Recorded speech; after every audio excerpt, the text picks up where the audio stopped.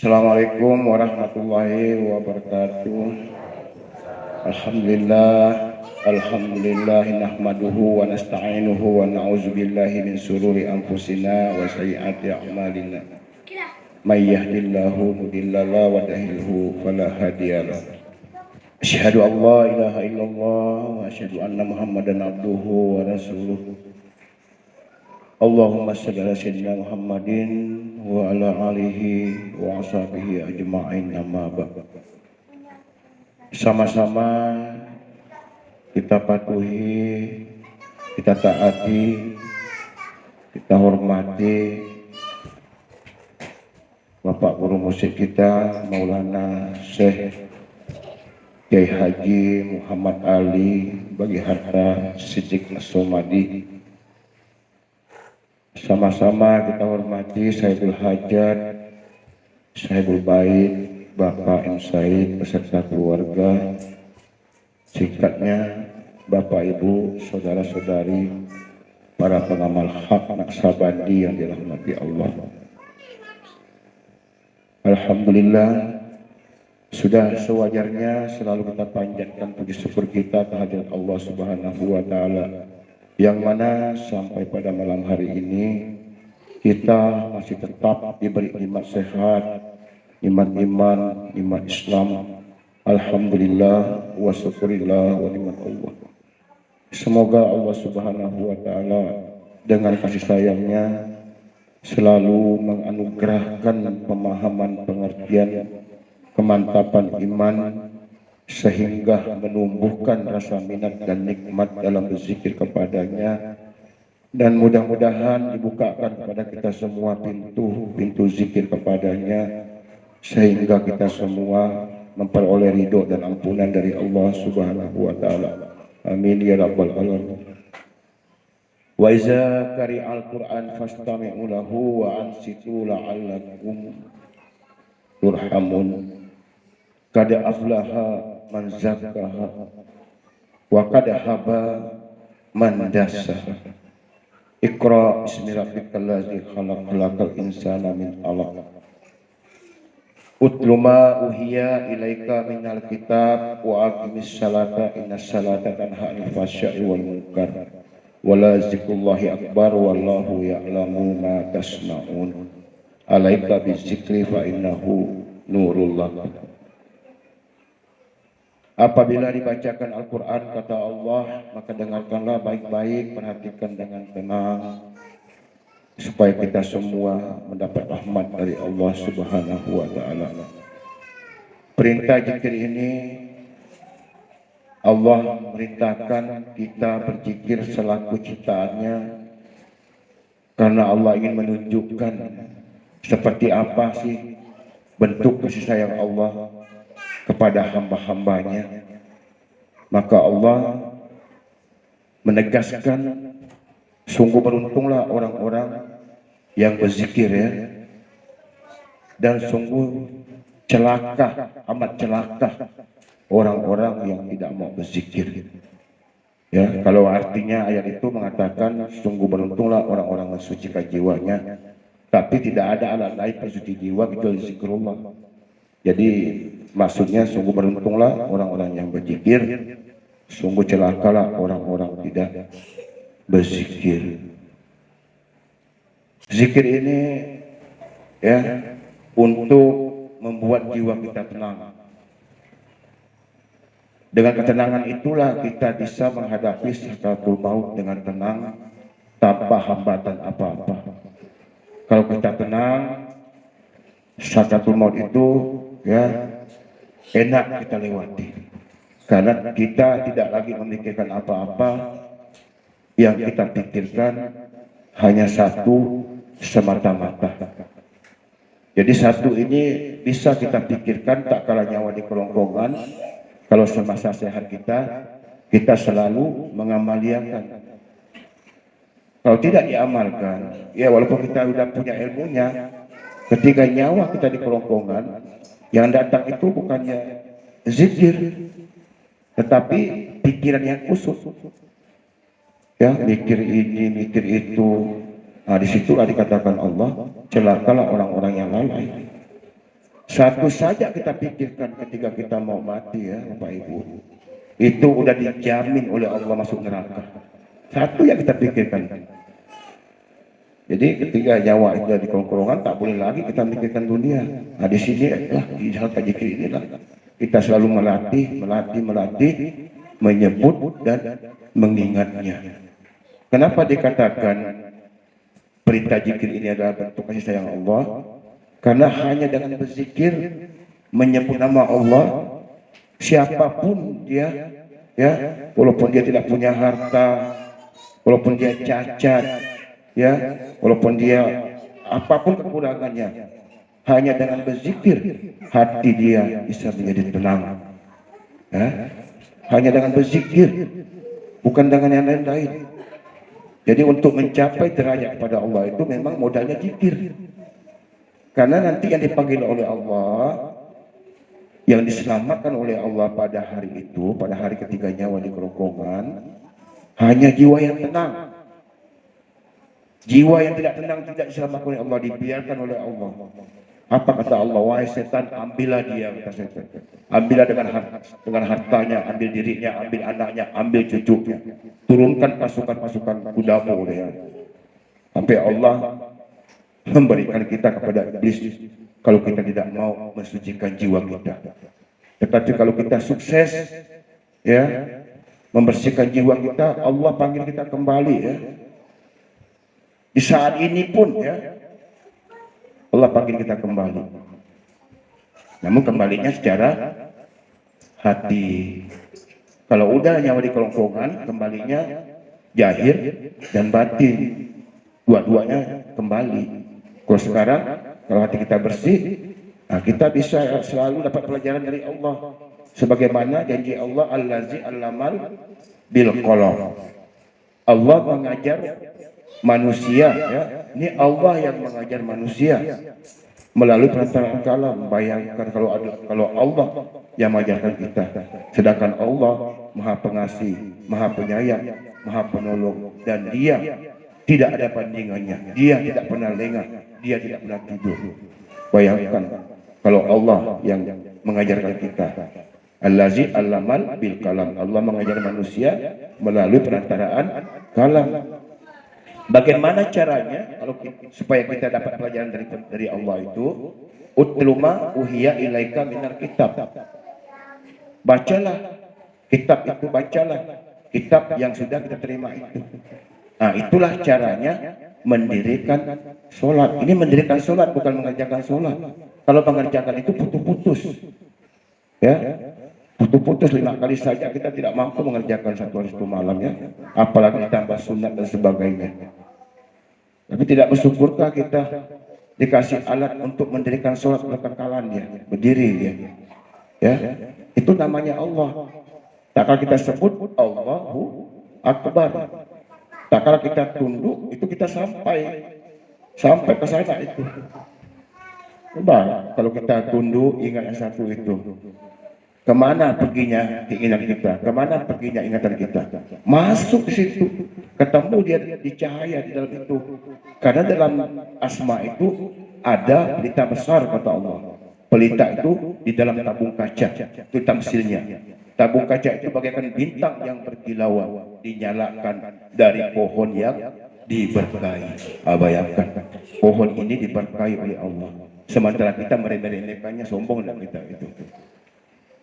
Allah saja memberkahi pohon ini, asma itu. Maka dikatakan orang yang berpegang teguh dengan asma ini tidak ada musibah, tidak ada mudarat menimpanya. Ini mati itu bukan musibah ya Pak Ibu ya.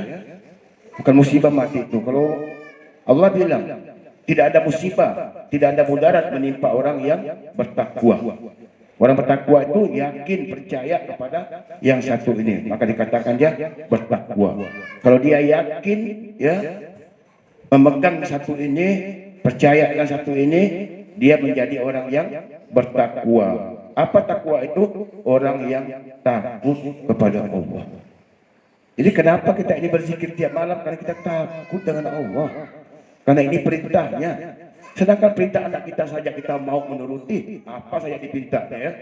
Kenapa gitu perintah Allah kita timbang menimbang? Padahal tanpa Allah anak kita tidak ada, kita pun tidak ada, semua tidak ada tanpa Allah itu.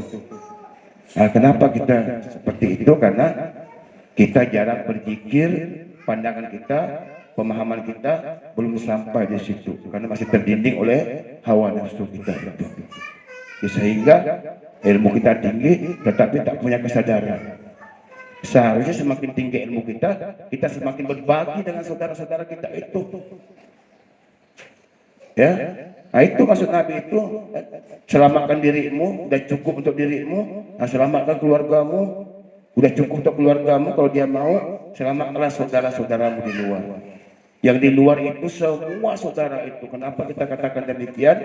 Karena semua manusia berasal dari Nabi Adam alaihissalam. Kita juga, Cina juga, Dayak juga, semua suku itu berasal dari Nabi Adam alaihissalam. Karena Nabi Adam itulah orang pertama. Maka dikatakan sebenarnya kita ini bersaudara. Ya, kenapa bersaudara? Ada yang Cina, ada Dayak, dan ada orang Barat. Memang Allah sengaja. Kata Allah, kuciptakan kamu bersuku-suku, berbangsa-bangsa, supaya kamu saling kenal mengenal. Orang Bugis bisa bahasa Inggris, ya, bisa Cina bisa bahasa Melayu, supaya itu enak kita berbaur. Itu maksud Allah menciptakan bersuku-suku, berbangsa-bangsa, supaya kita saling kenal mengenal. Namun kata Allah, yang paling mulia di antara kalian semua ya, adalah orang yang bertakwa.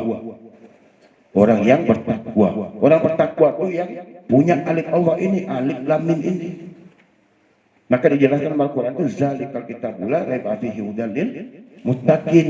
Alif lam mim itu ialah pegangan orang bertakwa. Tidak ada keraguan dengan alif itu. Yang ragu itu orang yang zalim kata Allah, orang jahat kata Allah. Apalah artinya semua orang memuji kita bilang orang bagus, orang baik, sementara Allah mengatakan kita orang jahat. Ya. Jadi Bapak Ibu saudara-saudari yang dirahmati Allah, jangan kita sia-siakan ilmu ini. Kita ini udah ramai. Kalau kita bersatu, insya Allah pasti kita mampu bertahan sampai nyawa kita di kerongkongan. Tetapi kalau kita bercerai-berai, pasti harta kita akan runtuh. Kuatnya zikir kita karena kita ramai.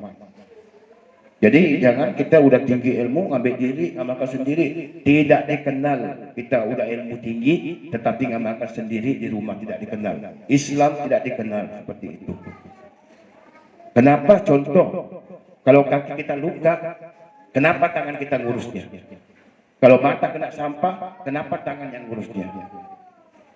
Itu menandakan ciri-ciri kalau memang Islam itu memang harus bersatu.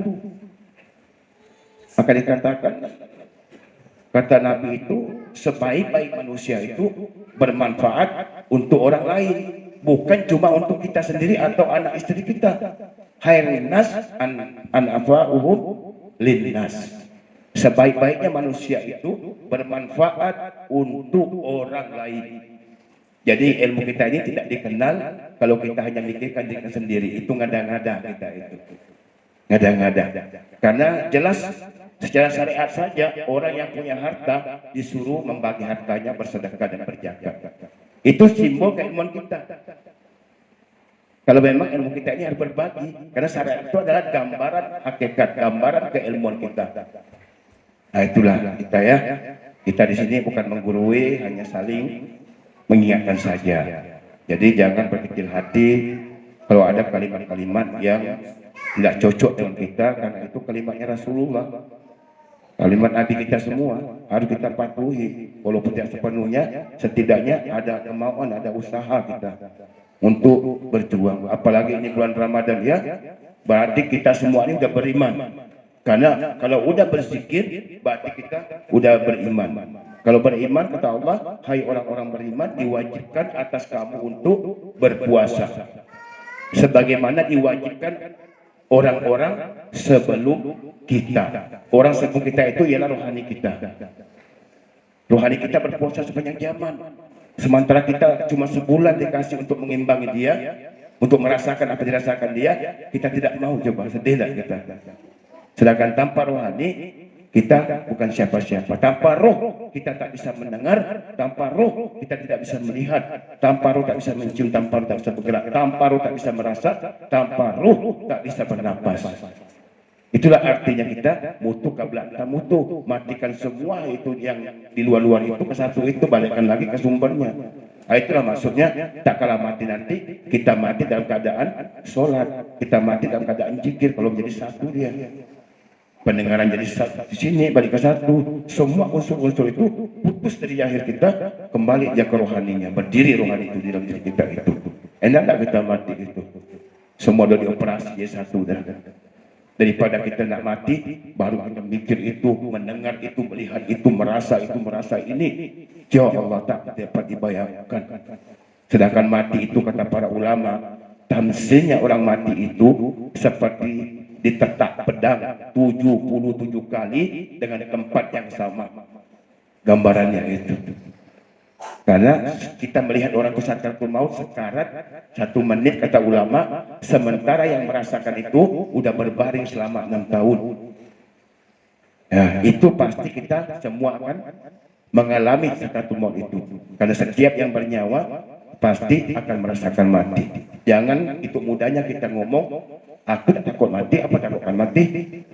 Takut pun mati gak? Itu udah pasti. Pertanyaannya kita ada bekal tidak? Ada persiapan tidak? Masalahnya ini kita ini tidak kembali lagi. Kalau memang di sana api yang menanti kita, ya apilah tempat kita. Kalau kita bawa api saat ini, ya selama hidup kita bawa api terus. Emosi itu api. Itulah pasangan api yang jahir di dalam diri kita, pasangannya hawa nafsu itu yang suka risau, suka emosi, itu api. Kalau itu kita bawa mati, maka ketemulah dengan sumbernya api di sana itu yang dijaga oleh malaikat Jabaniyah. Memang Jabaniyah itu tak punya rasa. Kalau dia kasih Allah rasa, dia kasihan membakar orang, mencambuk orang, kasihan dia, maka tidak dikasih rasa dengan Allah. Memang tugas dia, ya. Jadi harapan kita Bapak Ibu Saudara-saudari yang dirahmati Allah, kenapa kita berzikir begini, tiap malam berjuang sana sini untuk mencapai ridhonya Allah, supaya Allah kasihan sama kita. Kita diselamatkan oleh Allah, karena tanpa ridhonya Allah kita tidak mungkin selamat, karena akhirat itu bukan punya kita. Dunia saja bukan kita yang punya, apalagi akhirat. Kalau di sini kita masih bisa berkuasa. Kalau kita tidak ada di sini ke sana, kalau di sana mau kemana? Rumah tinggal, anak tinggal, suami tinggal, jabatan tinggal. Mau kemana kalau kita nggak punya Tuhan?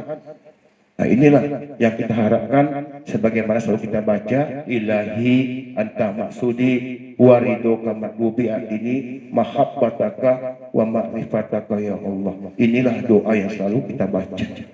Ya Allah, ridhomu yang kuharapkan, izinkan aku mencintaimu dan bermakrifat kepadamu. Nah, ini jangan diomong doang, kita praktek. Macam mana prakteknya? La maujud illallah, la matlub illallah, la maksud illallah. Ini praktek doa itu seperti ini. Jangan ada lagi maujud di pikiran kita, jangan ada pikiran lain kecuali satu, jangan ada yang diingat lain kecuali satu. Barulah la maujud illallah, tidak ada maujud kecuali Allah. Dikatakanlah illallah, tidak ada kecuali dia. Nah, baru sesuai ucapan dengan perbuatan kita. Jangan sampai ucapan kita tidak sama dengan perbuatan di dalam, ya. Ya memang tidak gampang. Kalau gampang, untuk apa Allah kasih kita usia? Dan usia ini digunakan untuk ibadah kepada Allah. Allah pun tahu tidak gampang. Tetapi kalau usia umur kita gunakan ke lain, salah sendiri. Kalau kita gagal kembali kepada Allah, salah sendiri. Karena umur itu modal kita untuk beribadah kepada Allah. Kita bisa karena biasa, kita bisa karena kita mengamalkan. Kalau tidak mengamalkan, jangan harap bisa menghayal kita itu, ya. Tidak punya suami perempuan di sana, tidak punya istri laki-laki di sana, kalau tidak mampu menikah dengan rohaninya. Karena rohani ini adalah modal kita, pesuruhnya Allah. Mau apa, dia yang melayani kita di sana. Maka dikatakan rohani ini adalah bidadari. Kalau rohani bidadari, berarti perempuan juga kebagian, laki-laki juga kebagian. Karena perempuan laki-laki punya rohani, itulah bidadari. Nah, ya, bukan nafsu kita. Nafsu kita itu adalah setan. maka maunya enak-enak saja. Baru hujan sedikit tak mampu mengatasi ya. Tapi sekolahkan anak sampai kuliah mampu. Lucu. Kenapa Udin? Ya, Bapak Ibu saudara-saudari yang dirahmati Allah, saya rasa itu dulu sebagai pengantar. Mohon maaf ya atas kekurangannya. Kalau ada kalimat-kalimat saya yang tidak menyenangkan, sudilah kiranya dibukakan pintu maaf yang sebesar-besarnya. Wabillahi taufiq wal hidayah. Assalamualaikum warahmatullahi wabarakatuh. Nah, mari kita praktek ilmu kita ini ya. Jangan kita utamakan suara, tetapi utamakan ingat ya dengan suara. Dua-duanya perlu kata Allah. Maka Allah mengajarkan kita walitukabbirullaha kama hadakum wa la'allakum tashkurun. Agungkan sebut namaku tetapi melalui petunjuk yang kuberikan kepadamu. Nah, kita semua udah punya petunjuknya. Jangan sampai suara kita kayak kaset illa rugi kita. Kalau artis masuk kaset dia dapat duit, kalau kita. Jadi jikir itu harus ada pelornya, ada pukul setannya. Biar setan itu lari mendengar zikir kita. Nah, jadi agungkan nama Allah melalui petunjuk ini. Ingat selalu ini, walaupun sibuk tidak kita menyebut, tapi ingat selalu. Jadi apa kita kerjakan terhubung dengan punya nama. Karena nama tak pernah berpisah dengan punya nama. Tak pernah sedikit pun berpisah nama itu dengan punya nama. Sama dengan kita itu, di mana kita ada, di situ ada nama kita. Nah, jadi kita mulai, kita buka hati kita ya. Kita buka hati kita, bukan dibelah-belah hati itu dibuka, diluaskan, diikhlaskan hati kita itu semata-mata untuk berzikir kepada Allah sesaat. Nah itu makanya dibuka batin kita itu, jangan ada lagi isi-isi yang lain. Walaupun ada, berusahalah untuk kembalikan ke satu. Mari kita mulai.